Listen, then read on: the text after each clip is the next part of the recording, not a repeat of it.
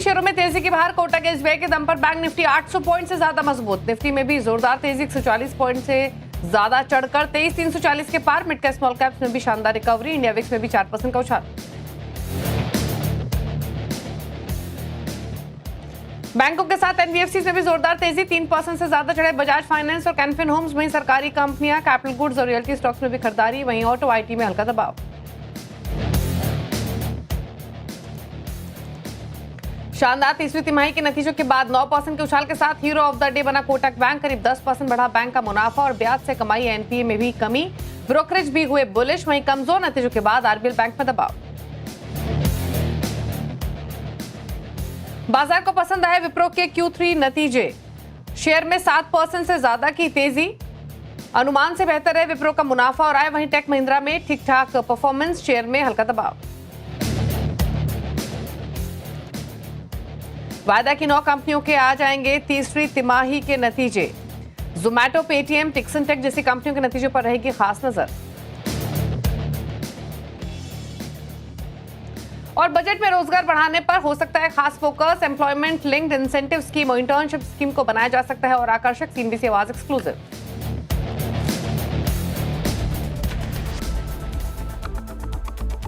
आप देख रहे हैं मिड कैप मंत्रा। मार्केट्स पर स्ट्रैटेजीज पर डिस्कशन करने के लिए मंत्री फिनमार्ट के अरुण कुमार मंत्री हमारे साथ बने हुए, लेकिन लेकर आते हैं इस समय मार्केट का एक क्विक चेक आपकी स्क्रीन पर। आज शुरुआत तो धीमी हुई थी, लेकिन अब एक शानदार मोमेंटम मार्केट्स में देखने को मिल रहा है और पूरा सपोर्ट बैंक निफ्टी की तरफ से आते हुए दिखाई दे रहा है। जैसे एक्सपेक्टेड था उसी तरीके का रिएक्शन हम अर्निंग्स के बेसिस पे मार्केट में देख रहे हैं। जहां भी नंबर्स बेहतर आ रहे हैं वहां पर रिवॉर्ड भी दिया जा रहा है। उसका सबसे बड़ा एग्जांपल है कोटक महिंद्रा बैंक या फिर विप्रो जैसे स्टॉक्स। निफ्टी बैंक आज का हाईलाइट ऑफ द डे या फिर कहें आज का इंडेक्स ऑफ द डे, जो कि दिन के ऊपरी स्तरों पर कर रहा है ट्रेड। 2.25% की तेजी के साथ 800 पॉइंट से ज्यादा की मजबूती है निफ्टी बैंक में।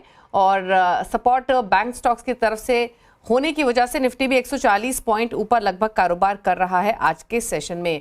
इंटरेस्टिंग चीज है कि आज जो पार्टिसिपेशन, अगर आप इनफैक्ट निफ्टी के सपोर्ट वाले स्टॉक्स देखेंगे, कौन कौन से स्टॉक कंट्रीब्यूट कर रहे हैं निफ्टी को आज के सेशन में, तो बैंक स्टॉक्स मेजरली लीड कर रहे हैं या फिर फाइनेंस स्टॉक्स। क्योंकि आप देखिए टॉप 5 स्टॉक्स बैंक एनबीएफसी की तरफ से हैं। Kotak bank, HDFC bank, Bajaj finance, SBI. Dragging side पर आपको TCS, ITC, MNM, SBI life दिखाई देंगे। हालांकि हल्का दबाव उन क्षेत्र की तरफ से आते हुए दिखाई दे रहा है। एक बार दिखाते हैं आपको मार्केट की ब्रेथ फिलहाल क्या देखने को मिल रही है। मिड कैप्स में भी क्योंकि रिकवरी दिखाई दी है, हरे निशान में mid cap small cap index आ चुके हैं, तो वहां से भी सपोर्ट है और इसीलिए 1622 स्टॉक से जो बढ़कर कारोबार कर रहे हैं, 872 स्टॉक से जो गिरावट के साथ कर रहे हैं कारोबार आज के सेशन में। तो ब्रेथ भी मार्केट की पॉजिटिव है। एक बार क्विकली सेक्टोरल परफॉर्मेंस दिखाते हैं आपको। निफ्टी बैंक का तो आपने परफॉर्मेंस देखा ही, लेकिन निफ्टी बैंक से भी ज्यादा मजबूत है निफ्टी पीएसयू बैंक इंडेक्स। एक बार निफ्टी पीएसयू बैंक इंडेक्स लेकर आते हैं, जो कि सबसे ज्यादा बढ़ने वाला इंडेक्स है आज के सेशन में। 2.25% से ज्यादा के gains Nifty PSU bank index में देखने को मिल रहे हैं। और आप देखिए दिन के ऊपरी स्तरों पर है निफ्टी पीएसयू बैंक के बाद Nifty bank, Nifty financial services, Nifty realty. ये वो पॉकेट्स हैं जो कि 1% से लेकर 2.5% तक मजबूत है। लेकिन जो मेजर आज सेक्टर्स ऑफ द डे हैं वो बैंक, फाइनेंशियल्स को ही बिलोंग करते हैं, फिर चाहे वो निफ्टी फाइनेंशियल इंडेक्स हो, निफ्टी बैंक हो या फिर निफ्टी पीएसयू बैंक इंडेक्स ही क्यों ना हो। बाकी कुछ और पॉकेट्स जो हरे निशान में, उसमें निफ्टी रियल्टी, निफ्टी मेटल और निफ्टी एनर्जी सेगमेंट्स हैं। आईटी, एफएमसीजी और ऑटो आज ड्रैगर्स हैं। आईटी, एफएमसीजी ऑल्दो फ्लैट हैं, लेकिन थोड़ा हल्का प्रेशर हम ऑटो स्टॉक्स में आज के कारोबार में देख रहे हैं। लेकिन स्ट्रैटेजीज यहाँ से क्या हो सकती है, इस पर करते हैं बातचीत। Arun, good afternoon. पहले तो बताइए निफ्टी और बैंक निफ्टी दोनों पर तेजी वाले ट्रेडर्स ले मुनाफा यहाँ पर या होल्ड रखे? दीपाली जी, गुड आफ्टरनून। देखिए ओवरऑल मार्केट डेफिनेटली आज एक अच्छे स्पॉट में है। एक चीज अच्छी हुई है, कल 800 पॉइंट बैंक निफ्टी डाउन था और आज 800 पॉइंट अगेन ऊपर है, तो क्लियरली शॉर्ट स्ट्रैप है। स्पेसिफिकली अगर बैंक निफ्टी की बात करें तो 49,300, 49,400 इसी के आसपास का रेजिस्टेंस है और उसी के आसपास बैंक निफ्टी ट्रेड कर रहा है। तो मुझे लग रहा है लीडरशिप बैंक निफ्टी में आनी चाहिए। अगर और 100 पॉइंट बैंक निफ्टी यहाँ से चलेगा तो मुझे लग रहा है निफ्टी में भी अच्छा एक मोमेंटम देखने को मिल सकता है। तो बैंक निफ्टी डेफिनेटली बुलिश है, उसमें कोई डाउट नहीं है। जब तक 49,000 का लेवल होल्ड कर रहा है, ये 50,000 की तरफ बढ़ सकता है। निफ्टी में एक छोटा रेजिस्टेंस है 23,350, 23,400 के आसपास, जो हम काफी दिनों से बात कर रहे थे। इसी के आसपास से निफ्टी वापस नीचे आ रहा है, तो एक 20-30 पॉइंट के आसपास का रेजिस्टेंस है। अगर वो निकाल देता है तो बैंक निफ्टी में भी एक शॉर्ट कवरिंग देखने को मिल सकती है। आज एक अच्छी बात हुई है, लास्ट 1 आवर 1.5 आवर में स्मॉल कैप मिड कैप में मोमेंटम लौटा है, तो मुझे लगा स्टॉक स्पेसिफिक ज्यादा अच्छा रहेगा मार्केट। और निफ्टी बैंक निफ्टी अपने एग्जैक्ट रेजिस्टेंसेस के आसपास है। यहाँ से अगर 20-30 पॉइंट भी अगर निफ्टी वापस ऊपर जाता है तो वहां पर शॉर्ट कवरिंग देखने को मिल सकती है। ओके, तो ये तो इंडेक्स पर राय रही, लेकिन जैसे अरुण ने मेंशन किया स्टॉक स्पेसिफिक रही है, तो पूछ लेते हैं अरुण के कुछ ट्रेड्स जो उन्होंने आइडेंटिफाई किए हैं। अरुण बताइए कौन से स्टॉक्स आपने आइडेंटिफाई किए हैं? देखिए, एक स्टॉक है जो काफी ट्रेडर फ्रेंडली भी रहा है, अंबर एंटरप्राइजेस। मुझे लग रहा है यहाँ से काफी अच्छा कर सकता है। 7,000 के आसपास ये स्टॉक चल रहा है। ये स्टॉक वैसे बड़ा करेक्शन दिखा चुका है, तो 7,000 के आसपास इसको बाई करना है। 6820 का स्टॉप लॉस लगा है। मुझे लग रहा है स्टॉक 7450 7500 तक जा सकता है। तो पहला स्टॉक होगा अंबर एंटरप्राइजेस। दूसरा स्टॉक अगेन एक आज एक स्टॉक लाइमलाइट में है, बजाज फिनसर्व और बजाज फाइनेंस। उसमें से मैंने बजाज फिनसर्व को चुना है। ये स्टॉक भी मुझे लग रहा है अपने ब्रेकआउट के संकेत दे रहा है। ऊपर में 1780 1790 तक जा सकता है। तो एक छोटा स्टॉप लॉस 1705 का लगा के स्टॉक को बाई करें और 1785 का ऊपर में टारगेट है। ओके, चलिए, तो ये रही ट्रेडिंग स्ट्रैटेजीज आपके लिए। फटाफट से मिड कैप्स का एक्शन आपके सामने लेकर आते हैं। इंडेक्स तो आपने देखा ही हल्की बढ़त के साथ कारोबार कर रहा है, लेकिन इंपॉर्टेंट यह है कि लोअर लेवल से एक स्मार्ट रिकवरी दिखाई दी है। अब इनफैक्ट मिड कैप इंडेक्स 0.5% से ज्यादा मजबूत होकर कारोबार कर रहा है। अब दिखाते हैं आपको पॉकेट। शुरुआत करेंगे एनबीएफसी के साथ ही। क्रेडिट एक्सिस ग्रामीण 11.5% ऊपर, कैनफिन होम्स में 2.5% की तेजी है। होम फर्स्ट फाइनेंस भी 2.5% ऊपर कर रहा है ट्रेड। सरकारी बैंक्स दिखाने लायक हैं आज के सेशन में, क्योंकि इंडेक्स तो देखा ही। स्टॉक्स देखेंगे तो यूनियन बैंक 2.5% ऊपर, जेएनके बैंक 3.5% ऊपर, 2.5% ऊपर bank of Baroda, Canara bank भी 2.5% ऊपर कर रहा है ट्रेड। फार्मा देखेंगे तो फार्मा में तेजी है। Bliss GVS pharma, Dishman, Glenmark pharma, granules India यहाँ पर 2.5%, 3%, 6.5% ऊपर तो ब्लिस जीवीएस फार्मा कर रहा है ट्रेड। रियल्टी में जहां पर तेजी उसमें मैक्रोटेक डेवलपर्स, शोभा, डीएलएफ और गोदरेज प्रॉपर्टीज है। ऑन एन एवरेज 1-1.5% की तेजी है। मैक्रोटेक डेवलपर्स थोड़ा ज्यादा मजबूत है, लगभग 3.5% ऊपर। केमिकल स्टॉक्स में जहां पर बाइंग उसमें फेयर कैम ऑर्गेनिक 7% ऊपर, कैमलिन फाइन 3% ऊपर, 4.5% ऊपर ग्रेविटा और इंडिया ग्लाइकोल्स 3.25%, 2.25% ऊपर कर रहा है कारोबार। अब दिखाते हैं दो पॉकेट जो लाल निशान में है। एफएमसीजी दबाव में, पतंजलि फूड्स 1.5% नीचे, 1% नीचे ज्योति लैब्स, गोदरेज कंज्यूमर्स 1.5% नीचे, 0.1% नीचे वरुण बेवरेजेस है। आईटी भी आज लाल निशान में है। मास्टेक 1.5% नीचे, 2% नीचे सास्कन, सोनाडा सॉफ्टवेयर 1.5% नीचे, कोफोर्ज में भी 1.5% की गिरावट देखने को मिल रही है। ऑल दो आईटी में भी आपको मिड कैप लार्ज कैप्स में सेलेक्ट स्टॉक्स दिखाई देंगे जो कि मोमेंटम तेजी का दिखा रहे हैं आज के सेशन में। लेकिन आगे बढ़ेंगे और बात करेंगे भारत मोबिलिटी ग्लोबल एक्सपो की। दरअसल भारत मोबिलिटी ग्लोबल एक्सपो 2025 में एमएनएम ने अपनी रिसेंटली लॉन्च ईवीज BE6 और XEV9e को शोकेस किया। इन दोनों ईवीज को लेकर कंपनी काफी उत्साहित है। इसको लेकर आगे की योजनाएं क्या हैं, हमने बातचीत की कंपनी के ऑटो डिवीजन के प्रेसिडेंट विजय नाकरा से। सुनिए। क्या आप इनिशियल टारगेट्स लेके चल रहे हैं विद रिगार्ड्स टू सेल? कितनी इनिशियल यूनिट्स मैन्युफैक्चर करेंगे और आगे का रोड मैप क्या रहेगा? कोई भी कैटेगरी की जो एक्सपेंशन और ग्रोथ तभी होती है जब वहाँ पे इनोवेशन और नए प्रोडक्ट्स आते हैं। और ये जो दो नए ब्रांड्स और प्रोडक्ट्स हमने आज यहाँ डिस्प्ले किया है, जो हमने पहले लॉन्च किया था, हमें ऑलरेडी दिख रहा है। हमने बुकिंग्स तो खोले नहीं हैं, बट जो एक्साइटमेंट इसने क्रिएट किया है, हमें कॉन्फिडेंस है कि जो हमने टारगेट हमारे लिए सेट किए हैं इन दोनों प्रोडक्ट्स के लिए, हमने कहा है कि 14 फरवरी को जब हम बुकिंग्स खोलेंगे और मार्च से हम डिलीवरीज शुरू करेंगे, हमारा गोल ये है कि थ्रू डेमोक्रेटाइजिंग ऑफ टेक्नोलॉजी जो रेंज ये इलेक्ट्रिक ओरिजिन एसयूवीज देंगे, उसके द्वारा हम और एक आधुनिक फाइनेंस पैकेज जो हमने लॉन्च किया है, इन तीनों के द्वारा हमारा जो लक्ष्य है कि महीने के 5,000 के करीब सेल्स इन दोनों टॉप वेरिएंट्स जिसकी डिलीवरीज हम मार्च में शुरू कर रहे हैं, वो हमारा लक्ष्य है और उसी पे हम इस वक्त सारा काम कर रहे हैं। जो आपका चाकन यूनिट है उसका कितना रोल रहेगा ईवी पुश में? कितनी मैन्युफैक्चरिंग वहां से होगी? क्या प्लान्स हैं? ये सारे प्रोडक्ट्स जो हमारे ईवीज के हैं, इलेक्ट्रिक ओरिजिन एसयूवीज के, वो चाकंड में ही मैन्युफैक्चर होते हैं, इंक्लूडिंग जो हमारी बैटरी मैन्युफैक्चरिंग फैसिलिटी है। तो उसका बहुत ही इम्पॉर्टेंट रोल है, क्योंकि ये प्रोडक्ट्स वहाँ पे ही बनेंगे। वो state of the art latest global world class manufacturing facilities हैं। 800 से ज़्यादा रोबोज हैं वहाँ पे, बहुत ही ज़्यादा ऑटोमेशन है, लेटेस्ट टेक्नोलॉजी की मैन्युफैक्चरिंग है। तो उस सब के द्वारा ये world class products with global quality चाखंड में ही बनेंगे, as I said, including the battery. चलिए रुक रहे हैं इसी के साथ एक ब्रेक के लिए। ब्रेक के उस पर लेकर आएंगे बजट एक्सपेक्टेशंस से रिलेटेड कुछ इंटरेस्टिंग एलिमेंट्स। जब वापस आते हैं छोटे से ब्रेक के बाद। बजट 2025 में लोगों की क्या उम्मीदें हैं? अगर आम लोगों को बजट बनाने का मौका मिले तो कैसा होगा उनका बजट? इस पर अलग अलग लोगों से बातचीत की हमारे संवाददाता रोहन सिंह से। जानते हैं दिल्ली एनसीआर के लोगों के मन में क्या है। बजट से पहले और बजट के बाद सबके मन में एक विचार रहता है कि अगर वो फाइनेंस मिनिस्टर बन जाते तो वो ये करते, वो करते।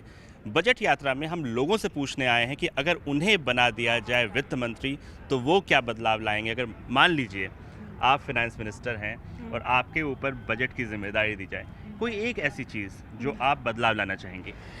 हाँ, मेरा नाम आनंदमयी है। मैं वर्किंग वुमेन हूँ। मेरे लिए सबसे बड़ा जो पेन पॉइंट है in budget is the higher every time हमारा टैक्स बढ़ता जा रहा है। तो एक तरफ तो हमारी जो सैलरी आती है 30% चली जाती है।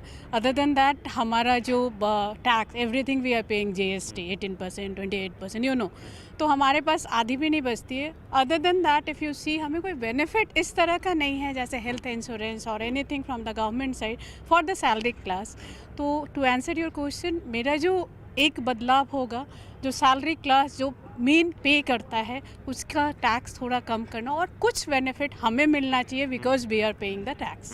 That's the only thing. Salary class के लिए बहुत अच्छी बात कही आपने कि बेनिफिट्स मिलने चाहिए। आप बताइए क्या आपकी विश लिस्ट में है, आपको जिम्मेदारी दी जाए, क्या बदलाव लाना चाहेंगे? तो अगर मुझे ये अपॉर्चुनिटी मिलती है, I will be fortunate enough to contribute to India.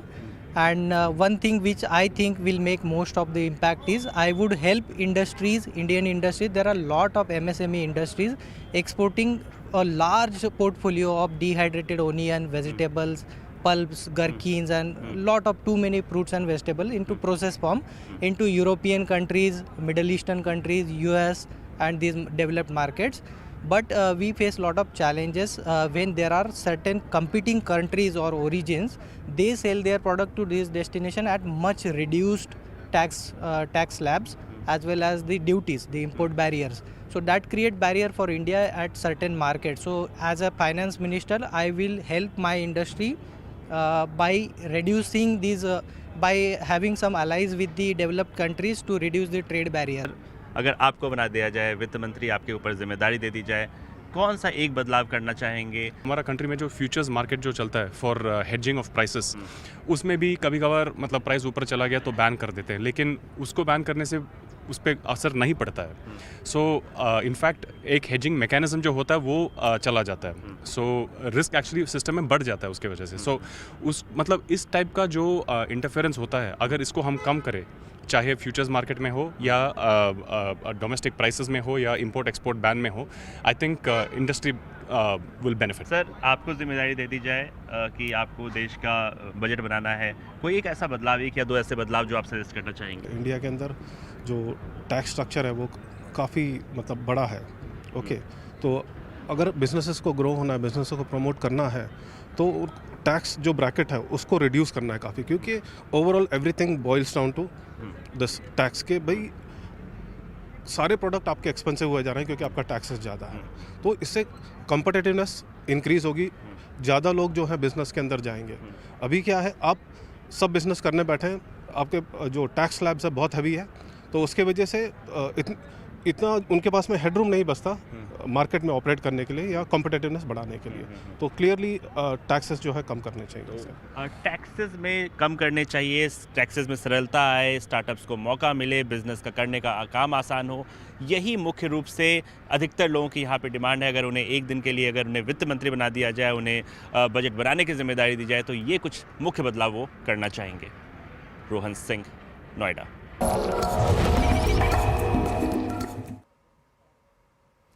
चलिए, तो ये तो रही दिल्ली से बजट यात्रा। आम लोग क्या एक्सपेक्ट कर रहे हैं वित्त मंत्री से, या फिर उनके विश लिस्ट में क्या शामिल है। फटाफट से एक बार ब्रेक लें, उससे पहले बैंक निफ्टी आपकी स्क्रीन पर लेकर आते हैं, जहां पर मजबूती और एक्सटेंड होते हुए दिखाई दी है।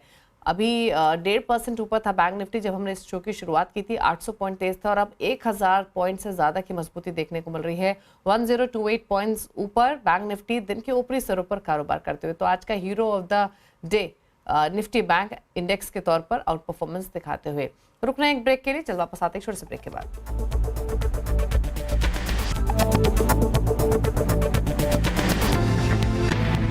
तीसरी तिमाही के नतीजे जारी करते हैं। तीसरी तिमाही में कंपनी का कंसोलिडेटेड घाटा हल्का कम हुआ है और आगे के लिए अगर बात करें तो नंबर्स कैसे रहे हैं और ब्रोकरेजेस का क्या व्यू है, ये तमाम डिटेल्स के साथ कंचन औटियाल हमारे साथ बनी हुई है। कंचन बताइए। जी, सबसे पहले अगर पेटीएम के रिजल्ट की बात करी जाए तो यहाँ पे जो इनका कंसोलिडेटेड लॉस है वो 222 करोड़ से घट के अब हो गया है 208 करोड़ का। इनफैक्ट अगर कंसोलिडेटेड रेवेन्यू की बात करी जाए तो वहाँ पे भी हमें एक स्लाइड कट ऑफ देखने को मिला है। It is registered eight 1828 crore.